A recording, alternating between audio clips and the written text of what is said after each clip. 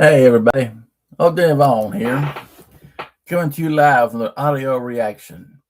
And today I'm doing another one of It's a Long Way to the Top if you want to rock and roll.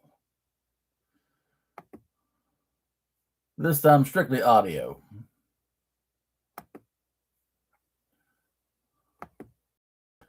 Let's begin, shall we?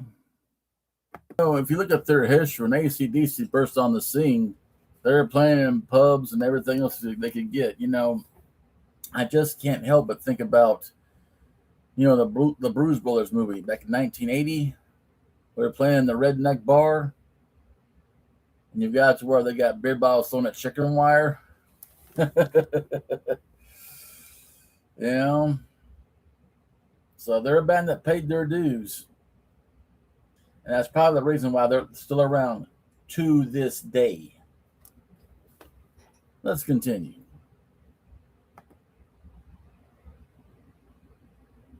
I've said it once and I'll say it again. You gotta love them bagpipes. I love how Angus and Bon are doing this dueling leads with the bagpipes and the guitar. It's a cool setup. You're in a band. You hear a lot of horror stories back in the day, like guys like those guys, Chuck Berry, and a lot of other people that, back when they started out, the promoter didn't like the song or the club owner or whatever and put a gun in your face and said, "Get out of my place. I thought it sucked. I ain't going to hire you."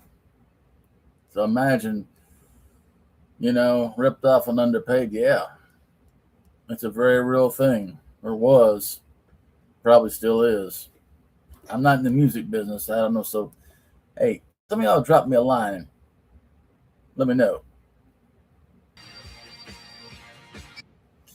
I wonder what would AC/DC sound like if they ever used keyboards, which of course they won't, but it does make me wonder how it sounds really good with the bagpipes and everything.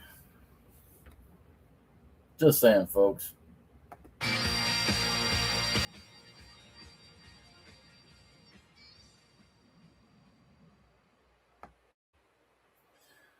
Man. Now that's what you call introducing your presence and everything. And to me, as a fan from like way back, I put it to you this way. I was a fan of AC/DC starting out back in 1988 when Blow Up Your Video was a new album. I do remember when Simon Wright was in the band. I loved his drum set too, the way it looked. That is, it had like Big Tom with a little Tom, this cool setup. I like Chris Slade's too. Let's face it. Kind of hard to argue with someone who's got dual basses mounted up as toms, isn't it? But hey, I'm starting out again. I'm getting back in the game, folks. Just being honest, I really am. And if y'all want to help me out, like I said, give me a thumbs up, subscribe. And my good Canadian friend Kevin Dobson, hey, I'm serious, dude. I'm back in the business again. And hey, give me a list of Canadian groups and albums and stuff like that, because down here in the lower 48, I've always noticed this, and I'm quite sure y'all have too up in Canada, is that you can be the best thing since sliced bread in Canada, but yet once you cross the river to Detroit, so to speak, no one's ever heard of you.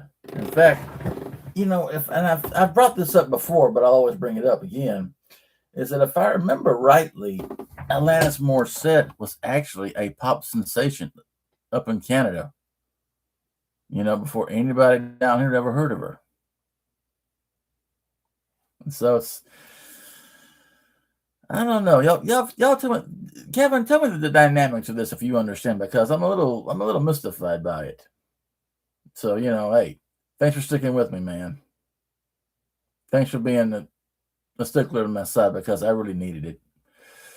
Because this is like my coping mechanism.